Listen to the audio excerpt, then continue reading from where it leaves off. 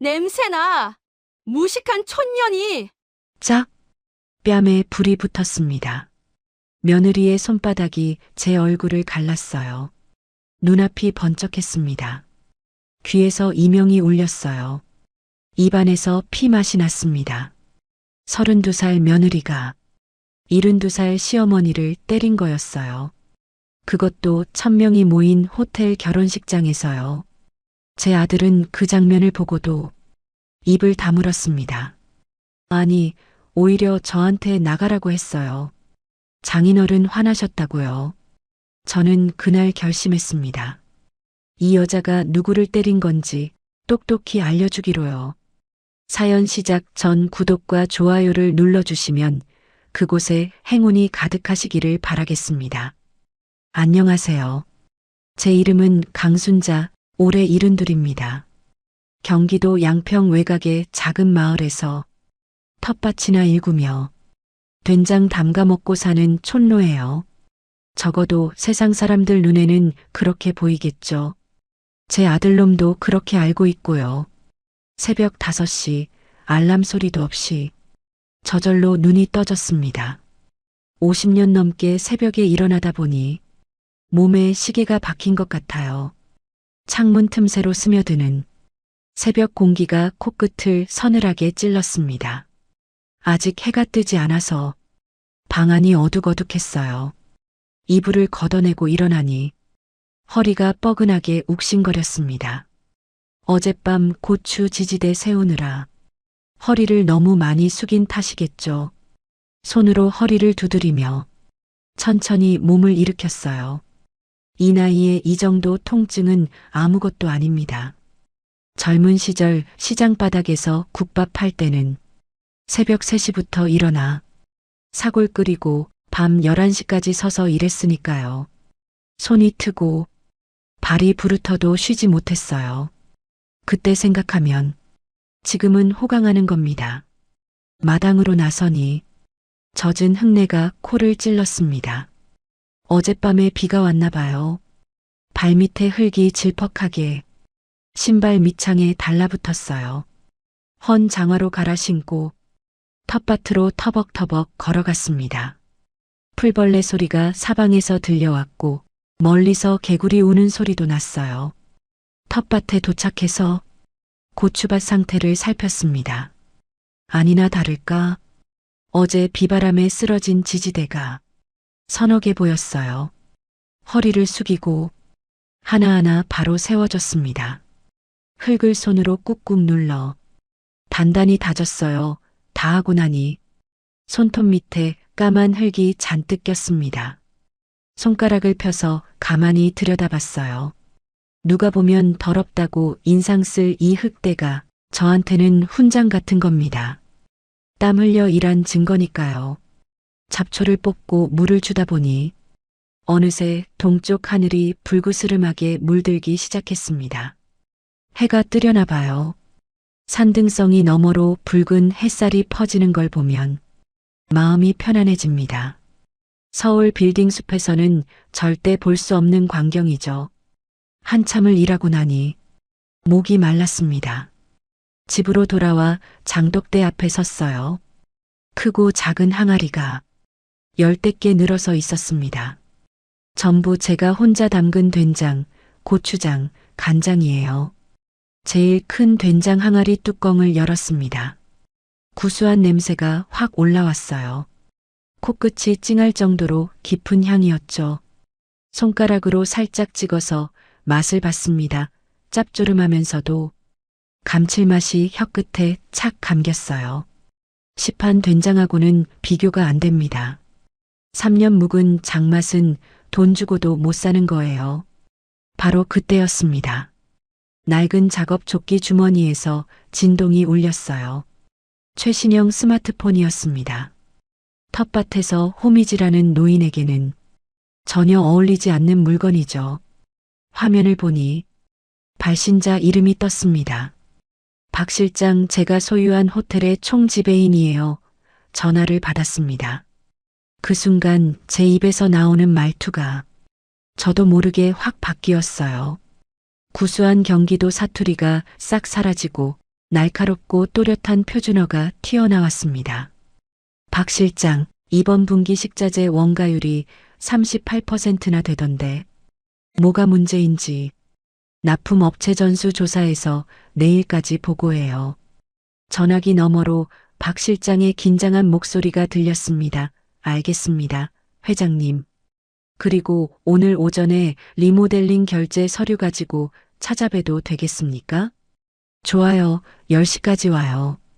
전화를 끊고 다시 된장 항아리를 내려다봤습니다. 이게 바로 제 이중 생활이에요. 세상 사람들은 제가 그냥 시골에서 농사나 짓는 늙은이인 줄 압니다. 제 아들도 마찬가지예요. 10년 전에 제가 운영하던 식당이 망해서 빚쟁이들한테 쫓기다가 여기 숨어 산다고 알고 있죠. 사실은 제가 일부러 그렇게 믿게 만든 겁니다. 자식을 강하게 키우려면 부모 재산에 기대게 하면 안 된다고 생각했거든요. 근데 그 거짓말이 10년이나 길어질 줄은 저도 몰랐어요. 진짜 제 정체는 따로 있습니다. 전국 50개 매장을 거느린 순잔의 한식 뷔페 프랜차이즈 창업주예요. 거기다 서울 도심의 빌딩, 4채, 호텔 한 곳을 소유하고 있죠. 자산을 다 합치면 1,000억 원이 넘습니다. 전부 남편 없이 시장 바닥에서 구르며 한 푼, 두 푼 모은 돈이에요. 누구한테 손 벌린 적 없이 오로지 제 힘으로 일궈낸 겁니다. 9시 반쯤 되니까 마을 입구 쪽에서 자동차 엔진 소리가 들려왔습니다. 창문으로 내다보니 검은색 외제 승용차가 흘길을 달려오고 있었어요. 이 외진 시골 마을에 전혀 어울리지 않는 번쩍번쩍한 고급차였죠. 박 실장이 왔나 봅니다. 차가 마을 어귀 느티나무 아래에 멈췄습니다. 운전석 문이 열리더니 말끔한 양복 차림의 중년 남자가 내렸어요. 검은색 정장에 넥타이까지 반듯하게 매고 있었고 구두는 햇빛에 반짝반짝 광이 났습니다. 한 손에는 두꺼운 서류철을 들고 있었죠. 그 사람이 흘길을 밟으며 저를 향해 걸어왔어요. 고급 구두가 지나갈 때마다 먼지가 폴폴 일어났습니다. 저는 마당에 서서 기다렸습니다. 여전히 무릎이 늘어난 몸빼 바지에 낡아 빠진 작업. 조끼 차림이었죠. 서로 마주 서니 그 대비가 우스웠어요. 겉모습만 보면 누가 회장이고 누가 직원인지 절대 알 수 없었으니까요. 박 실장이 허리를 깊이 숙여 인사했습니다. 회장님, 안녕히 주무셨습니까? 그래요. 고생이 많아요. 들어와요.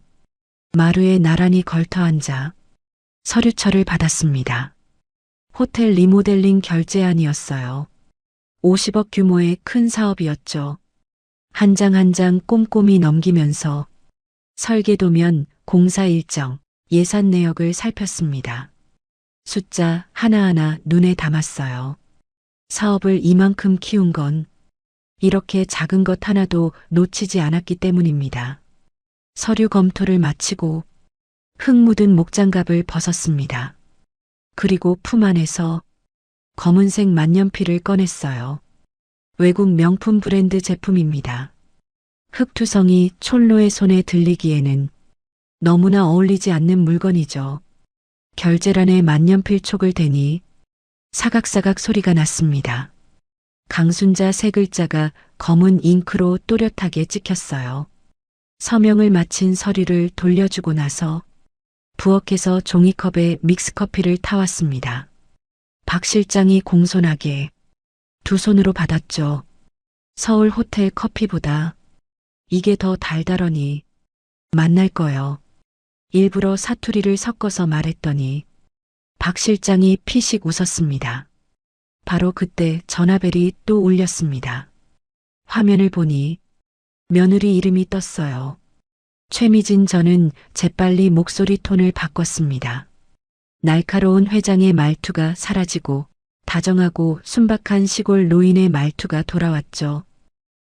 아가, 밥은 먹었냐? 전화기 너머로 며느리의 차가운 목소리가 들려왔습니다.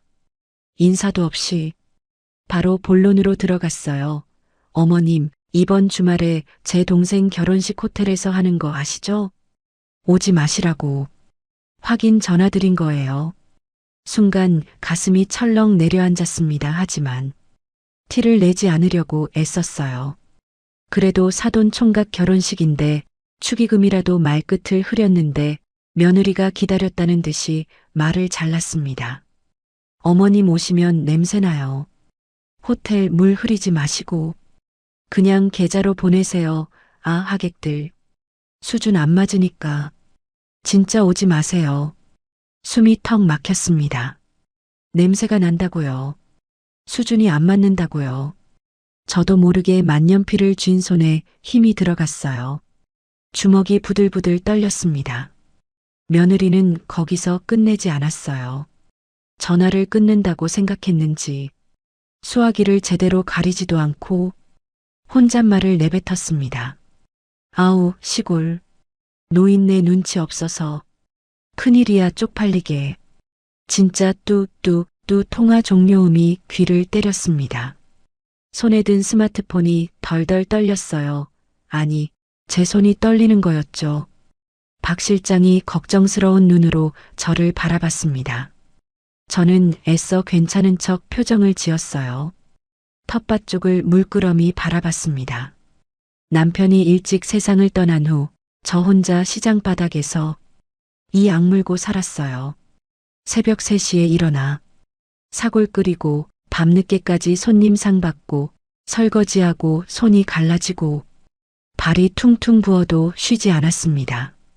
오로지 아들 하나 번듯하게 키우겠다는 일념으로요.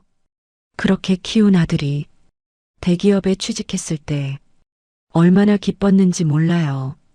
드디어 고생 끝이다 싶었죠. 근데 지금은 어떻습니까? 그 아들이 장가를 가더니 어느새 저는 냄새나는 늙은이가 되어버렸어요. 창피하고 쪽팔린 존재가 됐습니다. 잠시 후 아들한테 전화를 걸었습니다.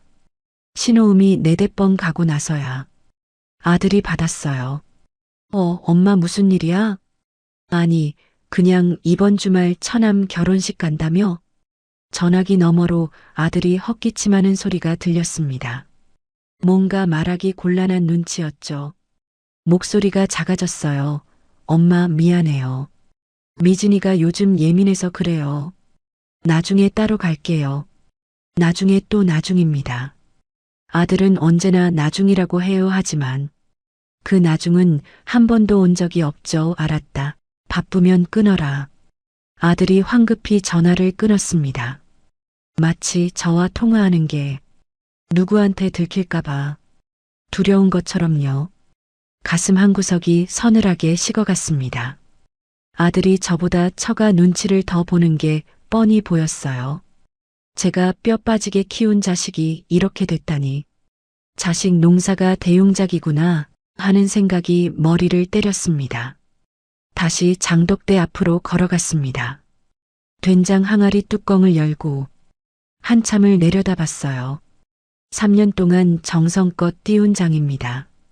콩 고르고 매주 쓰고 소금물 농도 맞추고 손이 얼마나 많이 갔는지 몰라요.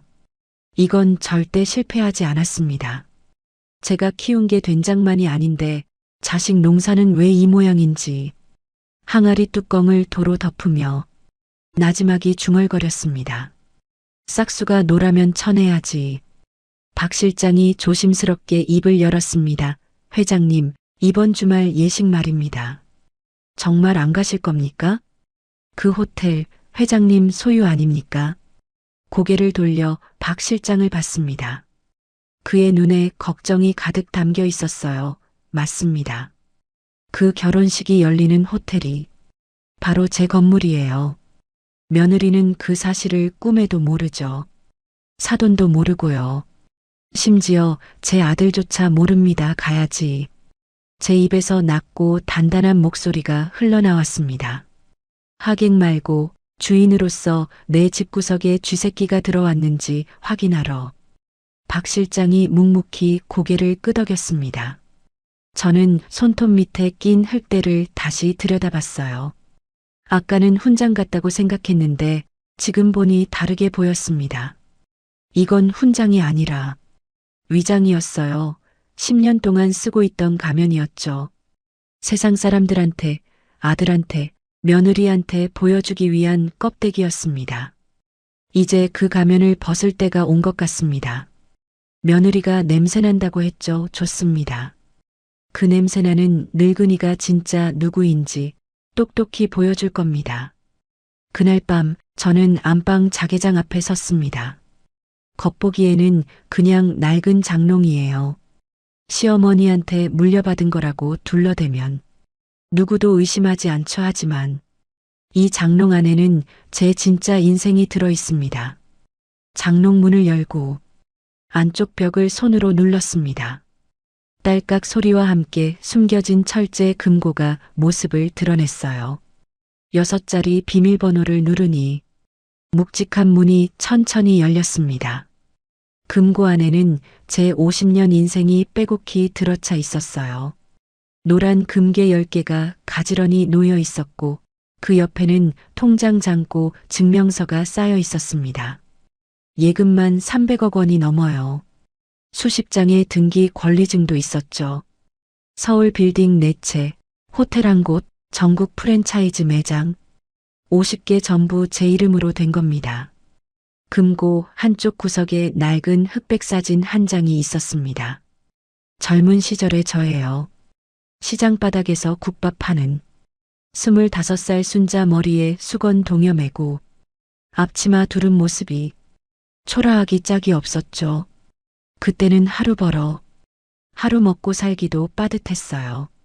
근데 그 여자가 지금은 1000억 원짜리 자산가가 됐습니다. 세상 일은 참 모르는 거예요. 사진을 내려놓고 다른 서류 뭉치를 꺼냈습니다. 사돈 최 영감에 대한 뒷조사 자료였어요. 박 실장한테 미리 준비시켜 둔 겁니다. 서류 첫 장에 굵은 글씨로 적혀 있었습니다. 채무자 최정훈, 최건설 대표 며느리 아버지 이름이죠. 그 밑으로 숫자들이 빼곡했어요. 50억 원. 이게 사돈이 제 투자회사한테 빌려간 돈입니다. 정확히 말하면 JK 투자회사인데 이건 제가 세운 법인이에요.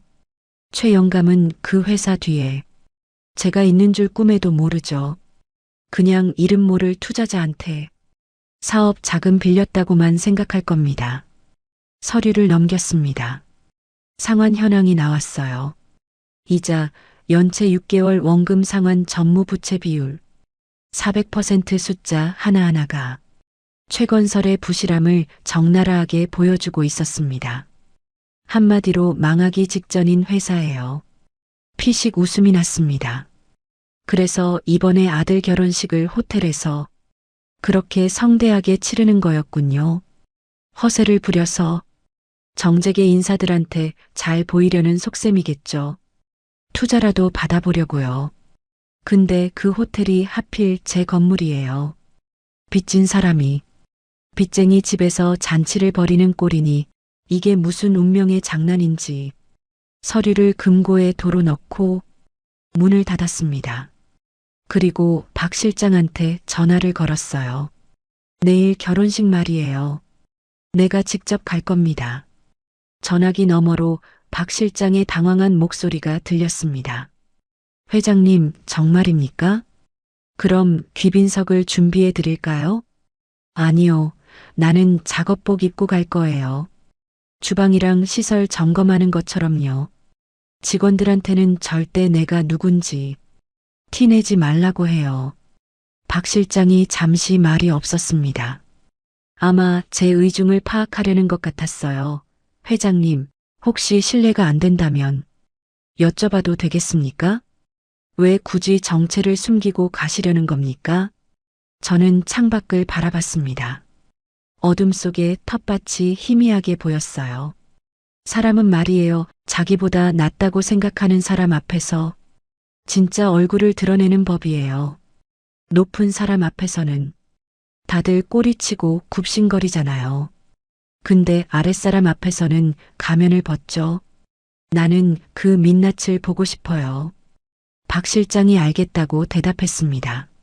내일 아침 8시에 차를 보내겠다고 했어요. 저는 아니라고 했습니다. 낡은 용달차를 준비하라고 했죠.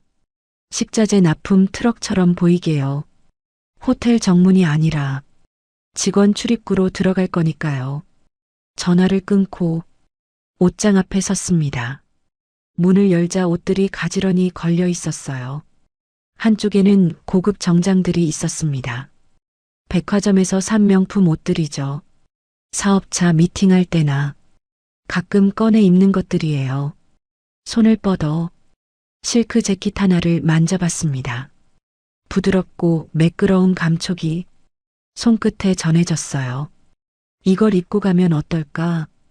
회장 명함 내밀고 당당하게 걸어 들어가면 어떨까? 며느리가 제 앞에서 벌벌 떠는 모습을 바로 볼 수 있을 텐데. 하지만 고개를 저었습니다. 그건 제가 원하는 게 아니에요. 저는 그들의 진짜 모습을 보고 싶은 겁니다. 화려한 회장 앞에서 굽실거리는 가짜 모습 말고 촌로 앞에서 드러내는 민낯을요. 정장을 도로 밀어넣고 반대쪽으로 손을 뻗었습니다. 거기에는 10년 넘게 입은 낡은 옷들이 걸려 있었어요. 늘어난 티셔츠, 무릎이 나온 몸빼 바지, 보풀하기 일어난 패딩 조끼 전부 빛바래고 해진 것들이죠. 하나씩 꺼내서 침대 위에 올려놓았습니다. 내일 입고 갈 옷들이에요. 이게 제 전투복입니다. 결혼식 당일 아침이 밝았습니다.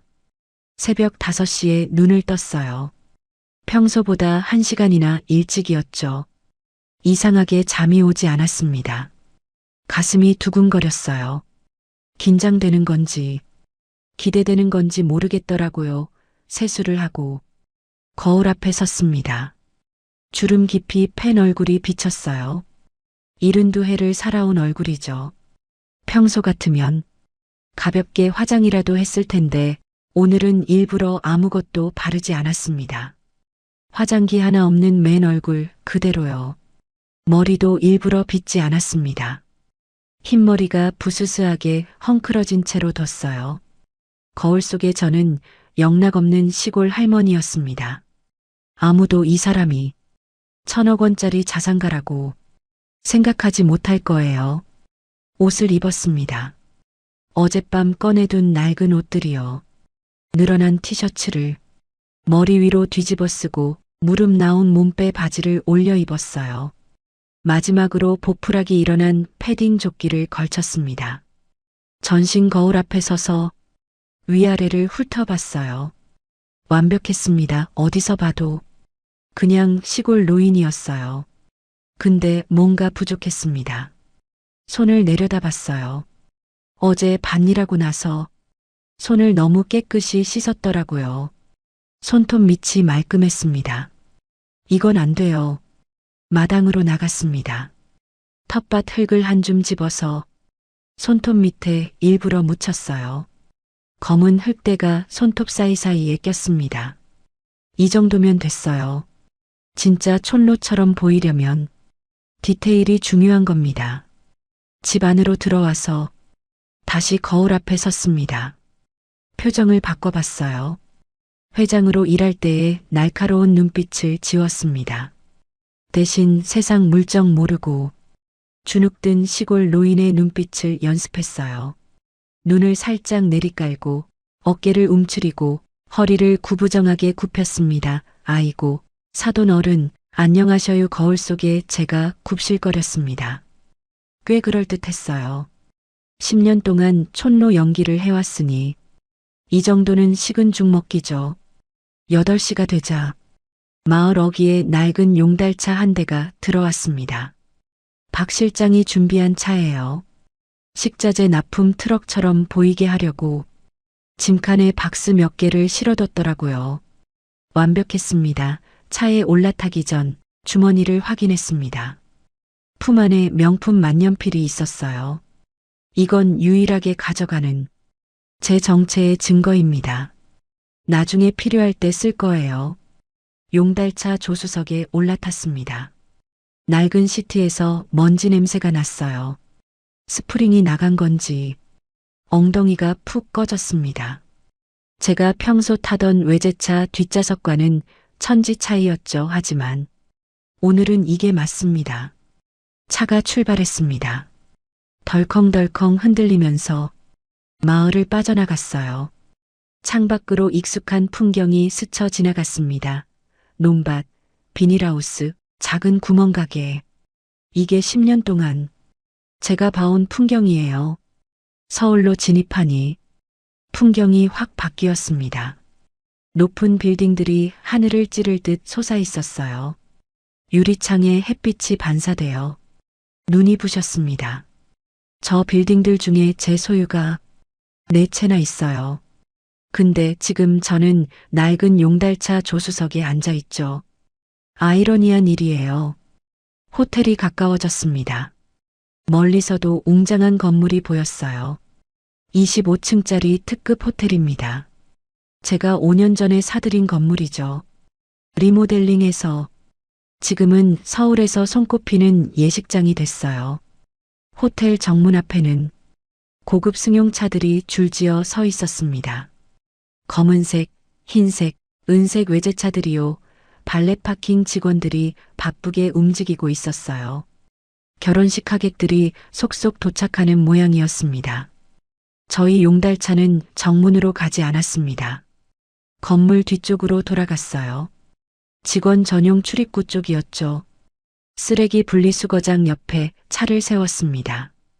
음식물 쓰레기 냄새가 훅 끼쳤어요. 호텔 앞쪽의 화려함과는 완전히 다른 풍경이었습니다. 차에서 내렸습니다. 낡은 운동화가 아스팔트 바닥을 밟았어요. 주머니에서 핸드폰을 꺼내 박 실장한테 문자를 보냈습니다. 지금부터 나는 회장이 아니에요. 신호 줄 때까지 절대 나서지 마세요. 전송 버튼을 누르고 핸드폰을 도로 집어넣었습니다. 직원 출입구 쪽으로 걸어갔습니다. 철문 앞에 젊은 경비원이 서 있었어요. 저를 위아래로 훑어보더니 인상을 썼습니다. 어디서 오셨어요? 여기 관계자 외 출입 금지인데요. 저는 허리를 굽히고 연기를 시작했습니다. 아이고, 저기 오늘 결혼식 하객인디 길을 잘못 들어서요. 정문이 어디요? 경비원이 귀찮다는 듯이 손을 휘휘 저었습니다. 하객이시면 저쪽으로 돌아가세요. 여기 들어오시면 안 돼요. 고개를 조아리며 물러났습니다. 속으로는 그 경비원 사원 번호를 외웠어요. 나중에 인사고과에 반영해야겠죠. 손님한테 저렇게 퉁명스럽게 굴면 안 되니까요. 건물 옆으로 돌아가다가 열린 비상구를 발견했습니다. 청소 용역 직원이 쓰레기통을 끌고 나오다가 문을 열어둔 모양이었어요.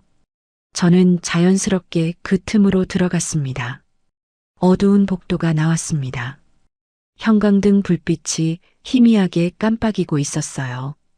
벽에는 배관들이 지나가고 바닥에는 물기가 얼룩져 있었습니다.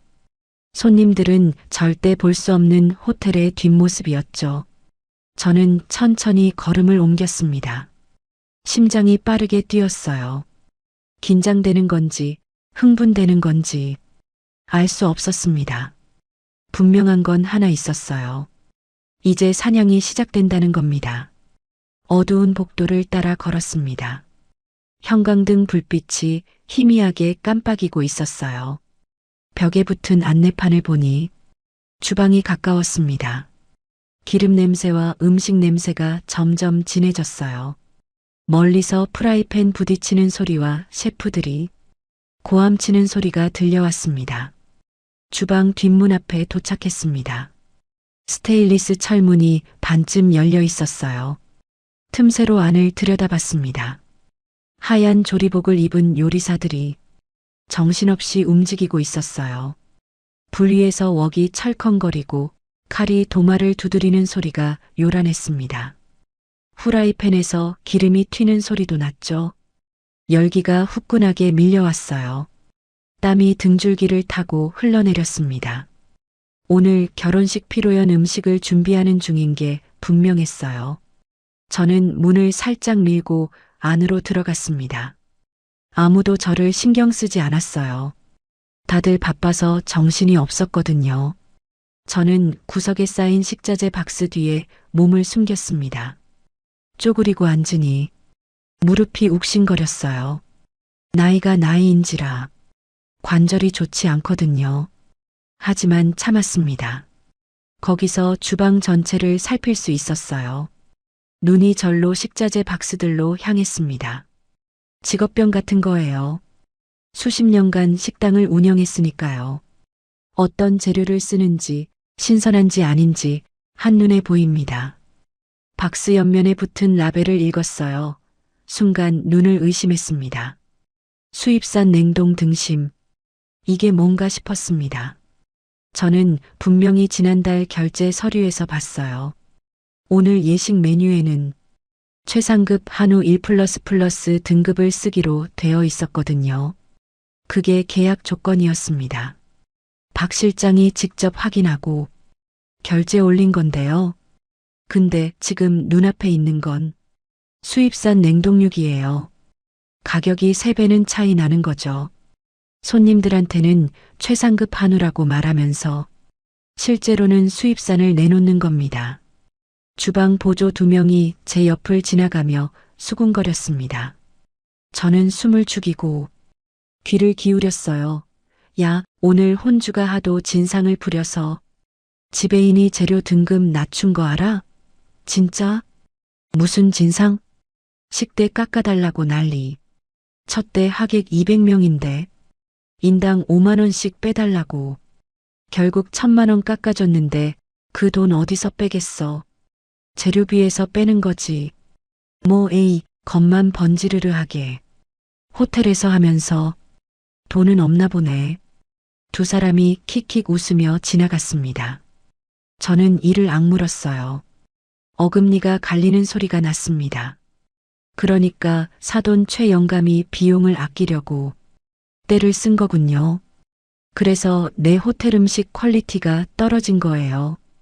이건 사기예요. 손님 기만이고요. 경영자로서 분노가 치밀었습니다.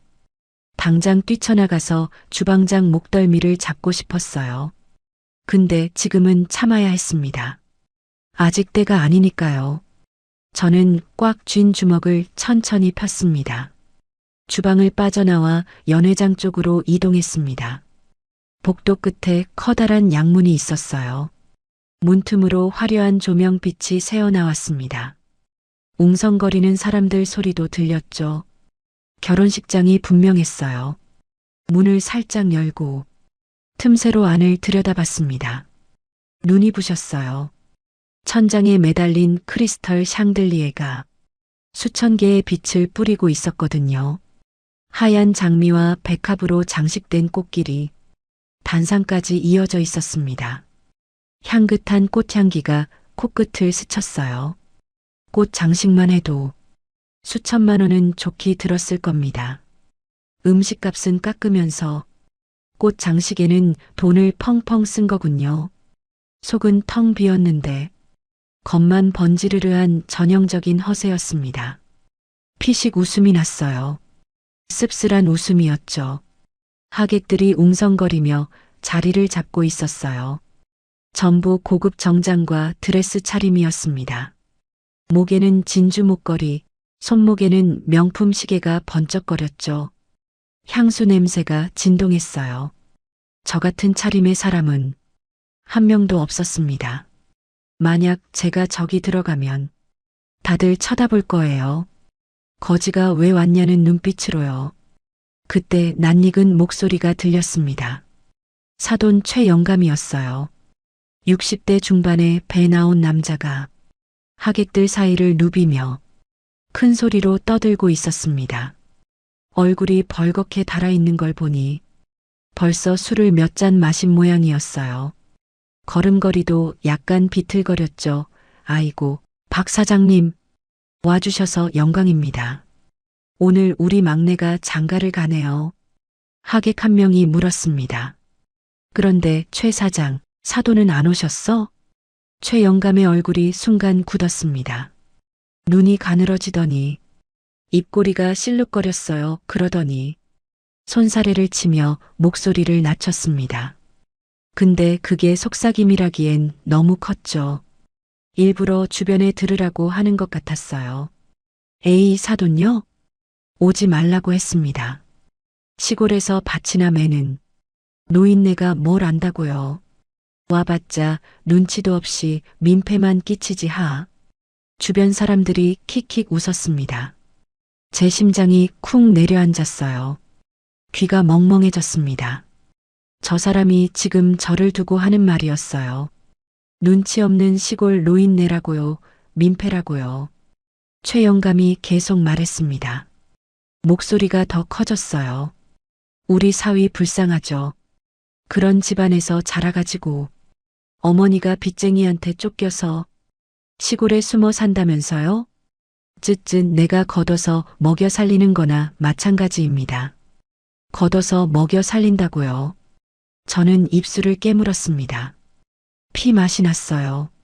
저 사람이 우리 아들을 무시하고 있었습니다. 그것도 대놓고 여러 사람 앞에서요. 내 아들이 저 인간한테 먹여 살림을 받는다고요. 50억이나 빌려간 주제예요. 그때 제 아들 성우가 보였습니다. 35살 된 제 아들이요.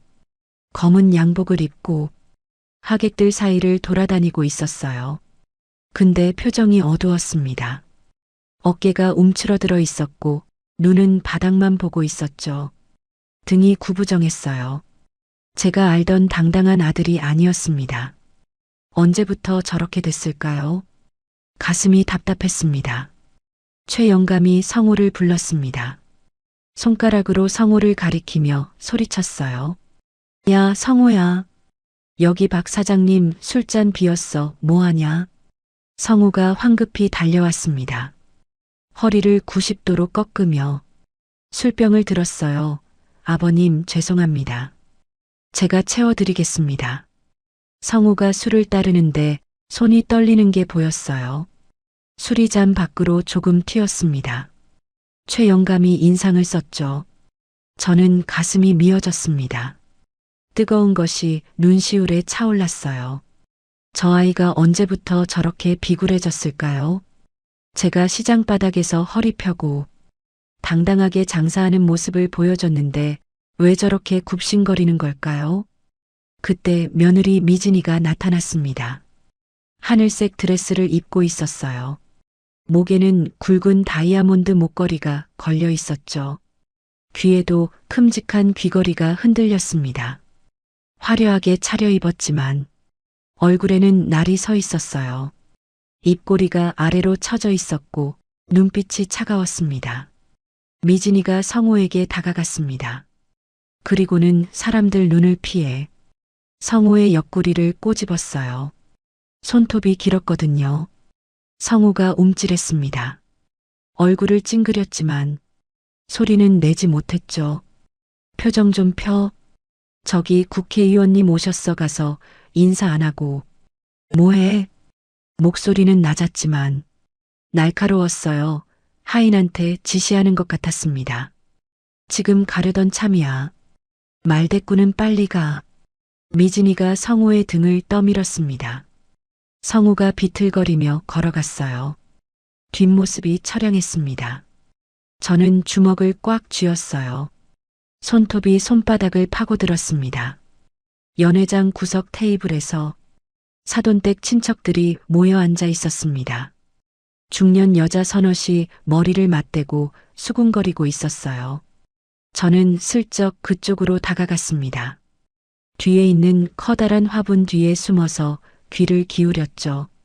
그 시어머니 진짜 안 온 거 맞아? 응, 미진이가 오지 말라고 했대. 촌티나서 창피하다고 잘했네. 왔으면. 냄새나서 밥맛 떨어질 뻔했어. 그러게 무식한 거렁뱅이가. 뭘 안다고 와 안 온 게 도와주는 거지. 여자들이 킥킥 웃었습니다. 저는 눈을 감았어요. 심장이 바늘로 찔리는 것 같았습니다. 거렁뱅이라고요. 제가 거렁뱅이라고요.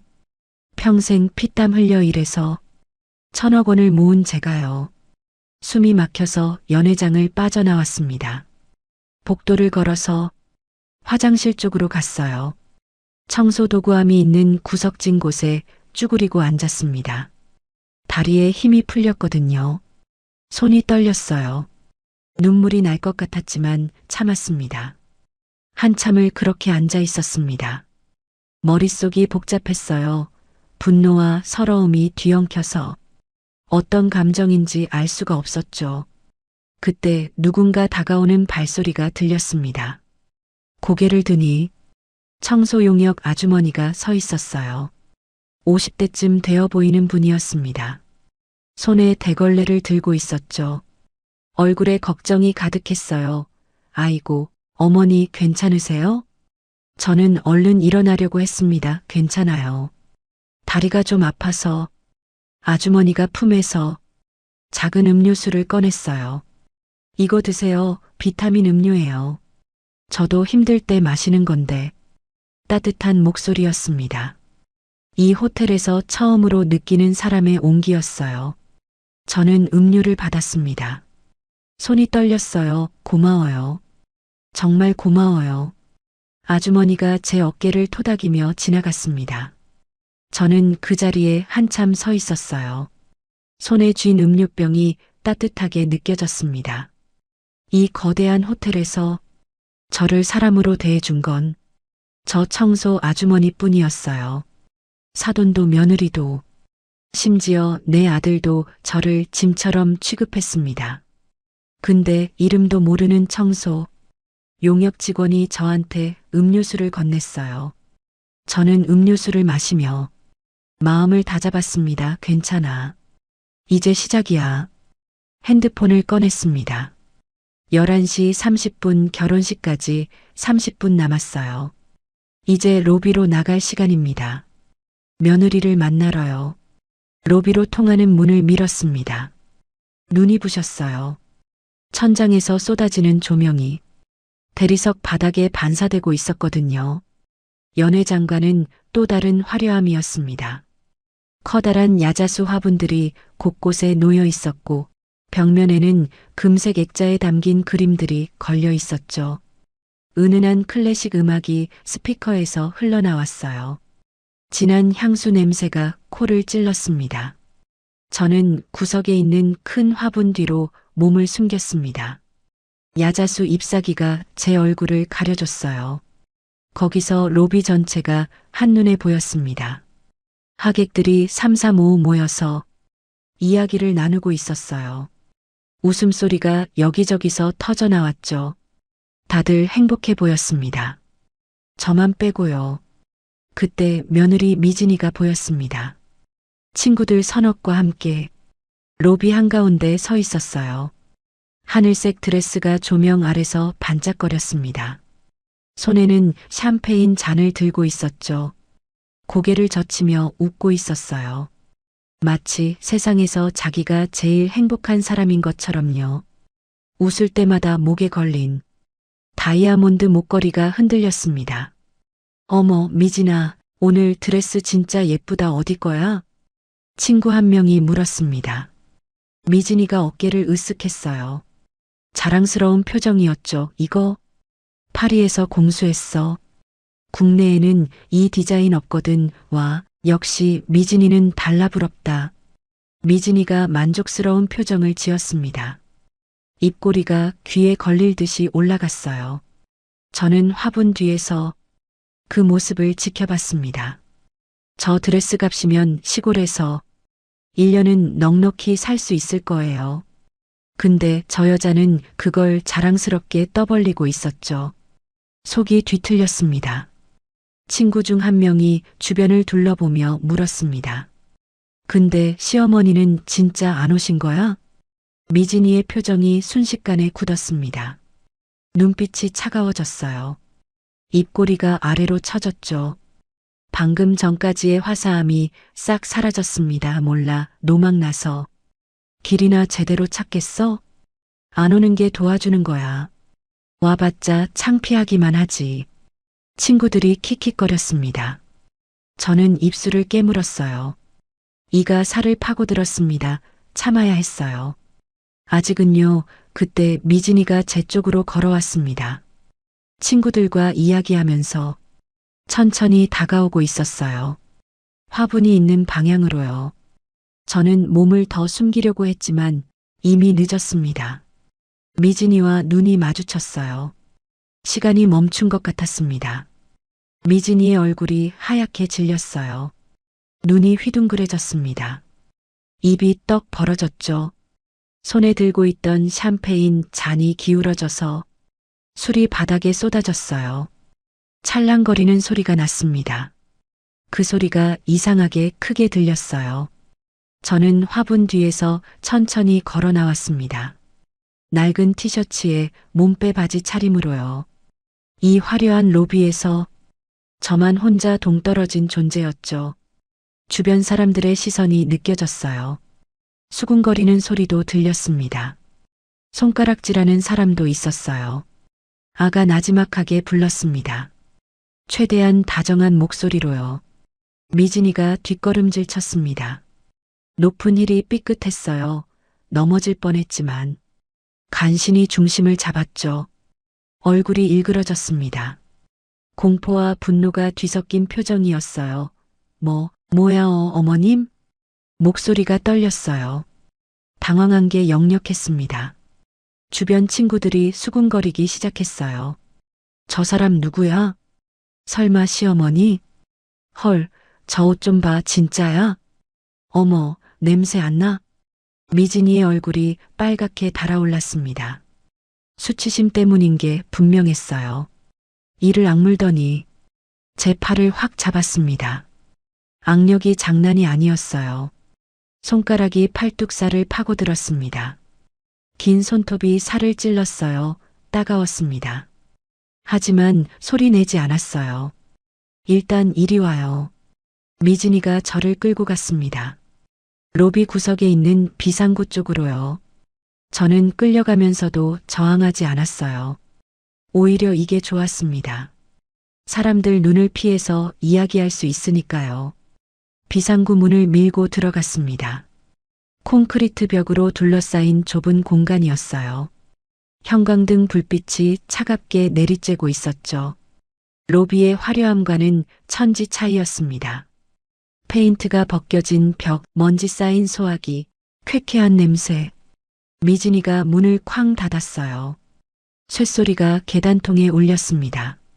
그 소리가 한참 동안 메아리 쳤죠. 그리고 돌아섰습니다. 얼굴에 분노가 가득했어요. 눈이 치켜 올라가 있었고 콧날이 실룩거렸죠. 입술이 파르르 떨렸습니다. 목에 핏줄이 붉어져 나왔어요. 아까 로비에서 웃던 얼굴과는 완전히 딴 사람이었습니다. 이게 이 여자의 진짜 얼굴이었어요. 미쳤어요? 고함이 터져 나왔습니다. 목소리가 비상구 계단통에 쩌렁쩌렁 울렸어요. 노망났어요? 여기가 어디라고 기어와요? 저는 침착하게 대답했습니다. 목소리를 낮추고 또렷하게요. 사돈 총각 결혼식이잖아. 내 아들 처남인데 축하하러 온 게 뭐가 잘못이야? 잘못이 뭐냐고요? 미진이가 비웃었습니다.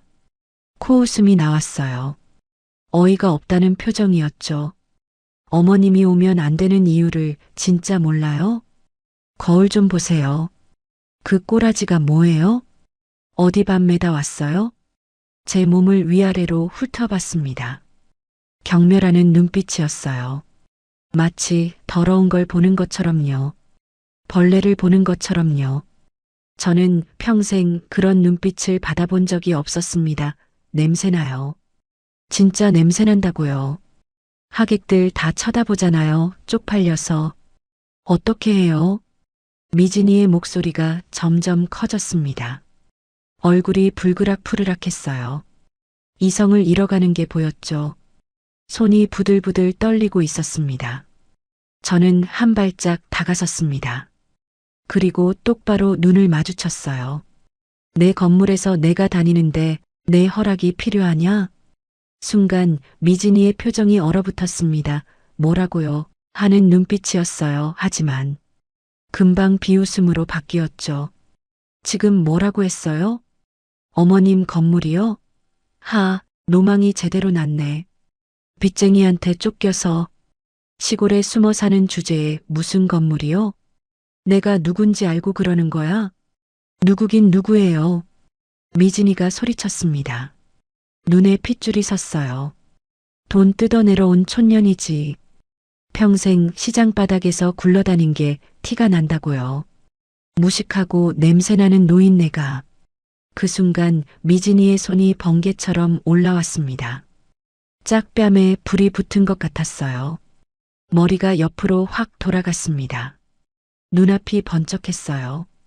귀에서 이명이 울렸습니다. 윙 하는 소리가 한참 동안 계속됐죠. 세상이 잠시 멈춘 것 같았습니다. 뺨이 화끈거렸습니다. 열기가 퍼져나가는 게 느껴졌어요. 손으로 만져보니 볼이 부어오른 것 같았습니다. 입안에서 피 맛이 났어요. 입술 안쪽이 터진 모양이었죠. 따뜻한 피가 혀끝에 느껴졌습니다. 저는 고개를 천천히 돌렸습니다. 미진이를 바라봤어요. 미진이는 자기가 한 일에 놀란 것 같지 않았습니다. 오히려 분이 안 풀린 표정이었어요. 주먹을 불끈 쥐고 씩씩거리고 있었죠. 됐어요? 정신 좀 들어요? 다시는 내 앞에 얼씬도 하지 마세요. 미진이가 쏘아붙였습니다. 그리고 돌아서서 비상구 문을 열었어요.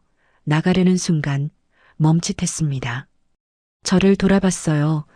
그리고요. 성우한테 말해봤자 소용없어요. 어차피 그 사람 내 편이거든요. 문이 쾅 닫혔습니다. 발자국 소리가 멀어져 갔어요. 저는 혼자 비상구 계단통에 서 있었습니다. 형광등 불빛이 차갑게 내리쬐고 있었죠. 뺨이 욱신거렸어요. 하지만 육체적 고통은 아무것도 아니었습니다. 며느리한테 뺨을 맞았어요. 내가 뼈 빠지게 키운 아들의 아내한테요. 그것도 내 호텔에서요. 이게 꿈인가 싶었습니다. 눈물이 나올 것 같았어요. 하지만 참았습니다. 울면 지는 거니까요. 손으로 입가를 닦았습니다. 빨간 피가 손등에 묻었어요. 주머니에서 손수건을 꺼내 천천히 피를 닦았습니다. 그때 비상구 문이 다시 열렸어요. 성우였습니다. 제 아들이요. 얼굴이 사색이 되어 있었어요. 엄마. 성우가 달려왔습니다. 제 뺨을 보고 눈이 커졌어요. 엄마, 뺨이 왜 이래? 저는 아들을 물끄러미 바라봤습니다. 내 처가 때렸다. 담담하게 말했습니다. 성우의 얼굴이 일그러졌어요. 괴로워하는 표정이었죠. 하지만 그 다음에 나온 말은 제 가슴에 비수를 꽂았습니다. 엄마, 제발요. 일단 나가 계세요. 장인어른 화나셨잖아요. 나가라고요. 맞은 사람한테 나가라고요. 저는 아들의 눈을 똑바로 쳐다봤습니다. 거기에는 저보다 처가가 더 무서운 게 보였어요. 제 아들은 진실보다 체면을, 엄마보다 장인을 택한 거였습니다. 알았다. 저는 고개를 끄덕였습니다. 성우가 안도의 한숨을 쉬며 나갔어요. 엄마 괜찮냐는 말 한마디 없이요. 문이 닫히고 다시 혼자가 됐습니다. 차가운 콘크리트 벽에 등을 기대고 한참을 서 있었어요. 숨을 깊이 들이쉬고 내쉬었습니다. 심장이 미친 듯이 뛰고 있었어요. 분노 때문인지 충격 때문인지 알 수 없었죠. 하지만 이상하게도 눈물 대신 다른 게 올라왔습니다. 차가운 거였어요. 얼음장처럼 차가운 감정이 가슴속에서 퍼져나갔습니다. 머릿속이 오히려 맑아졌어요. 그래, 이 정도면 됐어. 마음속으로 중얼거렸습니다. 저 여자의 민낯을 충분히 봤어요. 사돈의 허세도 봤고 아들의 비겁함도 봤습니다. 이제 제가 뭘 해야 하는지 명확해졌어요. 저는 핸드폰을 꺼내 박 실장한테 문자를 보냈습니다. 준비해요. 이제 시작합니다. 전송 버튼을 눌렀습니다. 그리고 손수건으로 다시 한번 입가에 피를 닦았어요. 거울이 없어서 얼굴을 볼 수는 없었지만 뺨이 퉁퉁 부어오른 게 느껴졌습니다. 좋아요. 이 얼굴 그대로 나가겠습니다. 다들 똑똑히 보라고요. 비상구 문을 밀고 밖으로 나갔습니다. 이제 사냥꾼이 움직일 차례입니다. 비상구 문을 열고 로비로 나왔습니다. 그런데 분위기가 이상했어요. 아까와 달리 사람들이 웅성거리며 한 곳을 바라보고 있었습니다. 그 시선의 끝에 며느리 미진이가 있었어요. 미진이가 친구들에게 둘러싸여 울고 있었습니다. 아니, 우는 척하고 있었죠. 손으로 얼굴을 가리고 어깨를 들썩이고 있었어요. 하지만 손가락 사이로 보이는 눈은 멀쩡했습니다. 눈물 한 방울 없었어요. 어머, 미진아, 왜 그래? 무슨 일이야? 친구 한 명이 물었습니다. 미진이가 흐느끼는 목소리로 대답했어요. 시어머니가 나를 때리려고 했어. 돈 안 주면 결혼식 망쳐버린다고, 내 드레스 찢으려고 했다고. 저는 귀를 의심했습니다. 뭐라고요? 제가 때리려고 했다고요? 드레스를 찢으려고 했다고요? 완전히 거꾸로 된 이야기였어요. 뺨을 맞은 건 저인데 가해자가 피해자 행세를 하고 있었습니다. 뻔뻔함에 기가 막혔어요. 입이 있어도 말할 수 없는 상황이었죠. 세상에 어떻게 그런 일이 역시 시골 노인네는 무섭다니까. 돈 때문에 그런 거래? 진짜 막무가내내 주변 사람들이 수군거렸습니다. 전부 미진이 편이었어요. 저를 손가락질하며 쳐다봤습니다. 마치 제가 범죄자인 것처럼요. 그때 사돈 최영감이 헐레벌떡 달려왔습니다. 얼굴이 벌겋게 달아있었어요. 술 냄새가 진동했죠. 딸이 우는 모습을 보더니 눈이 뒤집혔습니다. 아니, 이게 무슨 일이야? 미진아, 누가 울렸어?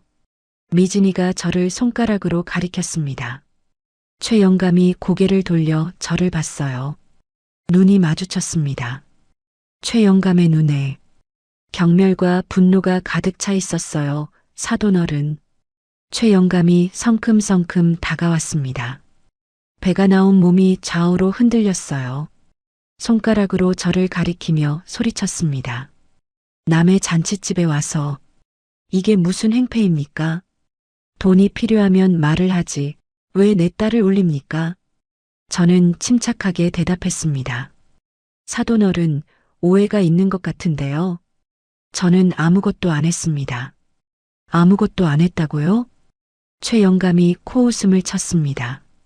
제 몸을 위아래로 훑어봤어요. 경멸하는 눈빛이었죠. 그 꼴이 뭡니까? 동냥하러 왔습니까? 쯧쯧, 내가 오지 말라고 했을 텐데. 이 무슨 추태요? 최영감의 목소리가 로비 전체에 울렸습니다. 사람들이 점점 더 몰려들었어요. 구경꾼들이 스마트폰을 꺼내 촬영하기 시작했습니다. 저는 순식간에 구경거리가 됐어요. 최영감이 주변을 둘러보며 소리쳤습니다. 여봐라. 보안팀 어디 갔어? 이 여자 당장 끌어내. 최영감이 손가락으로 저를 가리키며 악을 썼습니다. 침이 튀었어요. 잠시 후 건장한 남자 4명이 달려왔습니다. 검은 정장에 이어폰을 꽂은 호텔 보안 요원들이었어요. 그들이 저를 둘러쌌습니다. 마치 범죄자를 체포하는 것처럼요. 저는 내 호텔 보안팀에게 포위당했습니다.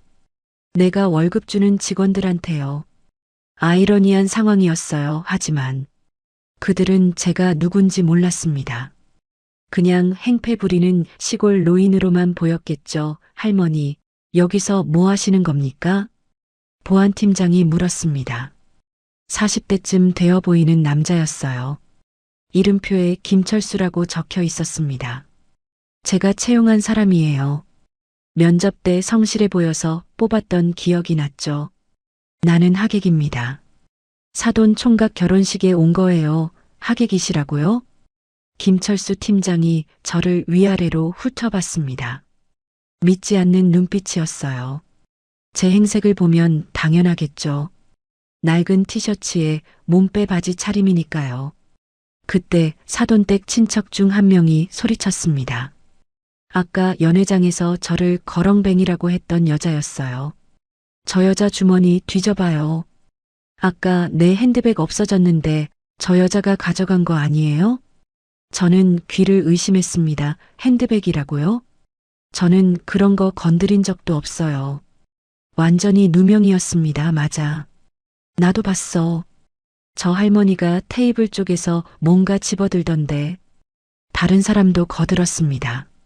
전혀 사실이 아니었어요. 저는 테이블 근처에도 안 갔거든요. 하지만 군중들은 이미 저를 도둑으로 몰아가고 있었습니다. 어쩐지 수상하더라니. 시골에서 돈 뜯으러 온 거래. 이런 사람이 어떻게 들어왔대? 경찰 불러야 하는 거 아니야? 사람들이 수군거렸습니다. 저는 사면초가였어요. 아무도 제 편이 없었습니다. 보안팀장이 제 팔을 잡았습니다. 억세게 꺾어 잡았어요. 아팠습니다. 하지만 소리 지르지 않았어요. 할머니, 일단 저쪽으로 가시죠. 확인 좀 해야겠습니다. 그때 아들 성우가 인파를 헤치고 들어왔습니다. 얼굴이 사색이 되어 있었어요. 땀이 이마에 송골송골 맺혀 있었죠. 잠깐만요. 이분 우리 어머니입니다. 성우가 소리쳤습니다. 사람들이 잠시 웅성거렸어요. 최 영감이 사위를 노려봤습니다. 눈빛이 서늘했어요. 성우야, 내가 어머니를 불렀어? 아, 아닙니다. 장인어른 저도 몰랐습니다. 갑자기 오신 거예요. 성우가 황급히 손사래를 쳤습니다. 장인의 눈치를 살피는 게 역력했어요. 비굴한 모습이었죠. 저는 아들을 바라봤습니다. 눈을 똑바로 쳐다보며 말했어요. 성우야, 내 처가 나를 때렸다. 내 말이 들리냐? 성우의 얼굴이 일그러졌습니다. 괴로운 표정이었어요. 하지만 그는 저를 감싸지 않았습니다. 그때 미진이가 성우의 팔에 매달렸어요. 또다시 눈물을 짜내며 거짓말을 했습니다. 여보, 어머님이 내 드레스 찢으려고 했어. 돈 안 주면 식장 엎어버린다고 했단 말이야. 나 너무 무서웠어. 미진이가 훌쩍거렸습니다. 연기를 하는 게 뻔히 보였어요. 하지만 성우는 그걸 믿는 척했습니다. 아니, 믿고 싶어 했겠죠. 엄마, 제발요. 성우가 제게 다가와 작게 속삭였습니다. 주변에 안 들리게요. 일단 나가 계세요. 제가 나중에 설명해 드릴게요. 장인어른 화나셨잖아요. 제발 부탁이에요. 나가라고요. 또 나가라고요. 맞은 사람한테, 누명 쓴 사람한테 나가라고요. 저는 아들의 눈을 똑바로 쳐다봤습니다. 거기에는 미안함이 있었어요. 하지만 동시에 저보다 처가가 더 무서운 게 보였습니다. 제 아들은 진실보다 체면을, 엄마보다 장인의 기분을 택한 거였어요. 심장이 유리조각처럼 깨지는 느낌이었습니다. 내가 뼈 빠지게 키운 아들이 이런 순간에 나를 외면하다니요. 새벽 3시에 일어나 국밥 끓이고 밤늦게까지 설거지하며 키운 아들이에요. 손이 트고 발이 부르터도 학원비 벌려고 쉬지 않았습니다. 그 아들이 지금 장인 눈치를 보며 저를 내쫓으려 하고 있었어요. 눈앞이 흐려졌습니다. 하지만 눈물은 흘리지 않았어요. 울면 지는 거니까요. 이를 악물고 참았습니다. 최 영감이 다시 고함을 질렀습니다. 뭘 꾸물거려. 당장 끌어내. 이런 사람 때문에 손님들 식사 망치겠어. 보안팀원 2명이 제 양팔을 잡았습니다. 거칠게요. 어깨가 뒤로 꺾였어요. 아팠습니다. 하지만 소리 지르지 않았어요. 대신 주변을 둘러봤습니다. 로비 2층 난간이 보였어요. 거기에 박 실장이 서 있었습니다. 정장을 입고 굳은 표정으로 이 상황을 지켜보고 있었죠. 우리 눈이 마주쳤습니다. 저는 살짝 고개를 끄덕였어요. 신호였습니다. 이제 시작하라는 뜻이었죠. 박 실장도 고개를 끄덕였습니다. 그리고 핸드폰을 꺼내 어딘가에 전화를 걸었어요. 보안 요원들이 저를 끌고 출구 쪽으로 걸어갔습니다. 대리석 바닥에 제 낡은 신발이 질질 끌리는 소리가 났어요.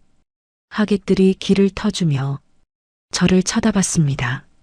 손가락질하는 사람도 있었고 혀를 차는 사람도 있었죠. 며느리의 비웃음 섞인 목소리가 등 뒤에서 들렸습니다. 휴, 진작 저럴 것이지. 노인네가 주제 파악을 못해서. 큰일이야. 아들 성우는 고개를 푹 숙이고 있었어요. 저를 쳐다보지 못했습니다. 그 모습을 마지막으로 눈에 담았어요. 그 순간 모성애라는 이름이 마지막 족쇄가 풀리는 느낌이었습니다. 절그럭하고 쇠사슬이 끊어지는 소리가 들리는 것 같았어요. 이제 더 이상 봐줄 이유가 없었습니다. 호텔 회전문 앞에 도착했어요. 보안 요원이 문을 밀었습니다. 바깥의 차가운 공기가 얼굴을 때렸어요. 햇빛이 눈부셨습니다. 그때 제 핸드폰이 진동했습니다. 주머니에서 꺼내봤어요. 박 실장의 문자였습니다. 모든 준비 완료되었습니다. 회장님 명령만 내리십시오. 저는 문자를 읽고 고개를 들었습니다. 보안 요원들을 바라봤어요. 그들은 저를 밖으로 밀어내려 하고 있었죠. 저는 꺾였던 팔을 천천히 풀었습니다. 그리고 허리를 곧게 폈어요. 구부정했던 자세가 펴지면서 시골 노인의 모습이 사라졌습니다. 대신 수십 년간 사업을 해온 경영자의 자세가 나타났죠. 보안 요원들이 당황한 표정을 지었습니다. 갑자기 분위기가 바뀐 걸 느낀 거예요. 잠깐 저는 났지만 단호한 목소리로 말했습니다. 자네들 조금만 기다려봐. 목소리가 달라졌어요. 사투리가 사라지고 차갑고 또렷한 표준어가 나왔습니다. 보안 요원들이 멈칫했어요. 뭔가 이상하다는 걸 눈치챈 것 같았죠. 바로 그 순간 호텔 로비 안에서 웅성거림이 비명으로 바뀌었습니다. 불이 왜 꺼져? 정전이야? 무슨 일이야? 사람들이 소리쳤어요. 어둠 속에서 비명과 웅성거림이 뒤섞였습니다. 저는 천천히 몸을 돌렸어요. 그리고 다시 회전문을 밀고 호텔 안으로 들어갔습니다. 보안 요원들이 당황해서 저를 막지 못했어요. 어둠 속에서 제 눈만 빛나고 있었습니다. 이제 진짜 시작입니다. 어둠이 로비를 삼켰습니다. 비상등만 희미하게 빛나고 있었어요. 사람들이 비명을 지르며 우왕좌왕했습니다. 스마트폰 불빛이 여기저기서 깜빡거렸죠. 뭐야, 정전이야? 호텔에서 정전이 되다니. 결혼식 어떻게 해? 하객들이 소란을 피웠습니다. 최영감의 목소리가 들렸어요. 지배인. 지배인 어디 있어? 당장 불 켜. 저는 어둠 속에서 미소를 지었습니다. 계획대로였어요. 박 실장이 제 신호를 받고 정전을 일으킨 거죠. 이 호텔의 전력 시스템은 제가 손바닥 보듯 알고 있었습니다. 5년 전에 리모델링 할 때 직접 검토했거든요. 그때 누군가 제 팔을 잡았습니다. 깜짝 놀라서 뒤를 돌아봤어요. 박 실장이었습니다. 어둠 속에서도 단정한 정장 차림이 보였죠. 회장님, 이쪽으로 오십시오. 박 실장이 작은 목소리로 말했습니다. 주변에 들리지 않게요. 저는 고개를 끄덕이고 그를 따라갔어요. 어둠 속을 빠르게 이동했습니다. 사람들 사이를 피해서요.